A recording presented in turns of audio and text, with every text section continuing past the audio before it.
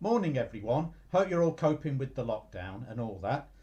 The purpose of this video is just to talk a little bit about the coursework and what you'll be doing next. Quite a lot of you are finishing off the tasks on the summer research task, and will have received the letter from Richard Millwood, the head of modern history, with the templates on for the next stage, which is actually planning the coursework essays. Now there's two coursework essays.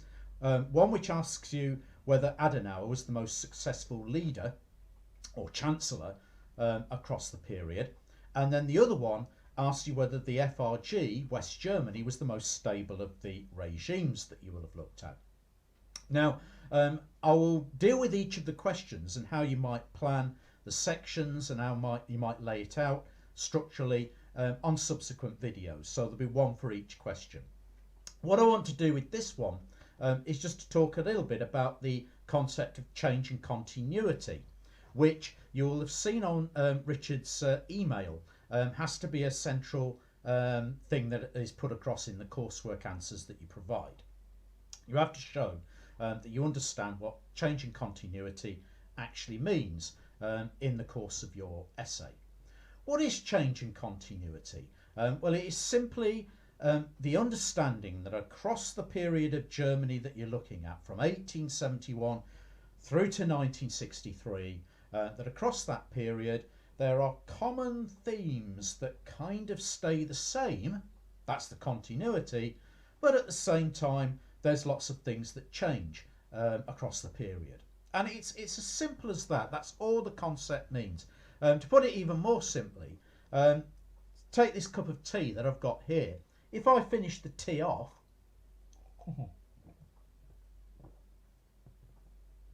lovely. The change is obviously there's no tea in the cup now. That's changed. The continuity is the cup's still here. I've still got a cup in my hand. It's still quite warm. That's the continuity. But of course the tea is now in me. That's the change. And that's basically all that change and continuity means. What stays the same, and what's kind of like common themes across the period, and what changes. Now, if we think about the actual questions then that you'll be looking at, let's first of all take the one about the chancellors or the leaders. Which one is the most successful, and was it Adenauer? Well, one of the continuities across the period is that all of the leaders of Germany, whoever they are, at some point during their leadership have to deal with economic problems and have to work out how to try and grow the economy. That's a common theme across the period. So at the start of the period, Bismarck, the Chancellor, is initiating policies to try and produce, or at least to speed up the Industrial Revolution that was going on in Germany at the end of the 19th century.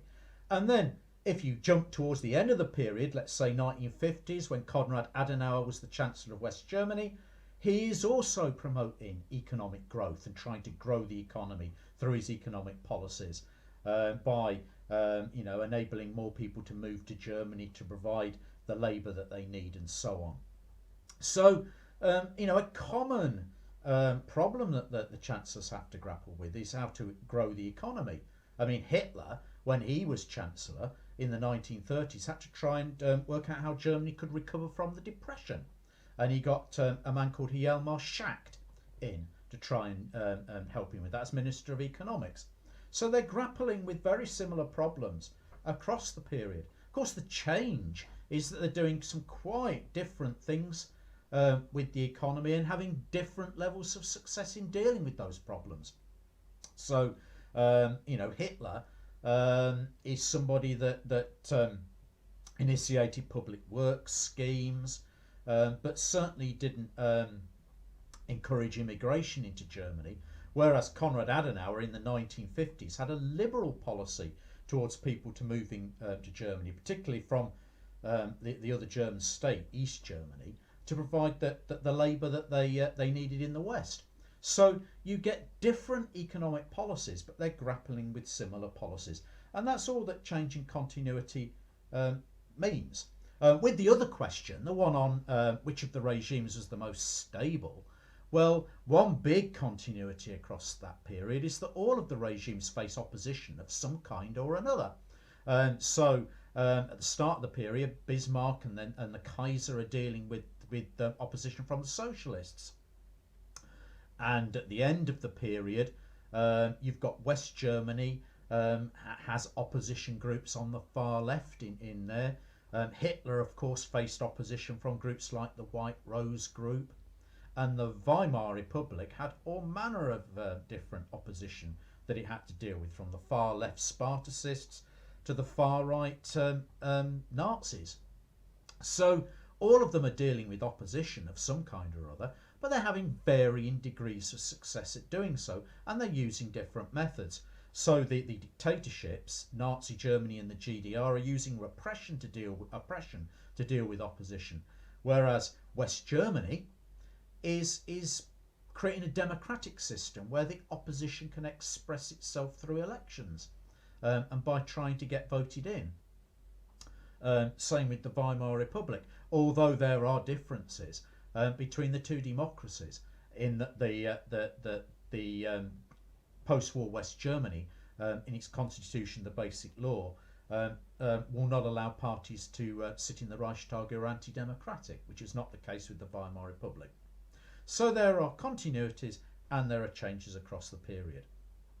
How you would express this in the coursework? Well, if you could kind of make sure you're expressing it throughout in some way, that's great. But even if you're just writing something along the lines of, in a sentence, all of these regimes across this period had varying forms of opposition that they had to deal with. For example, Nazis, White Rose Group, GDR opposition from people who wanted more freedom.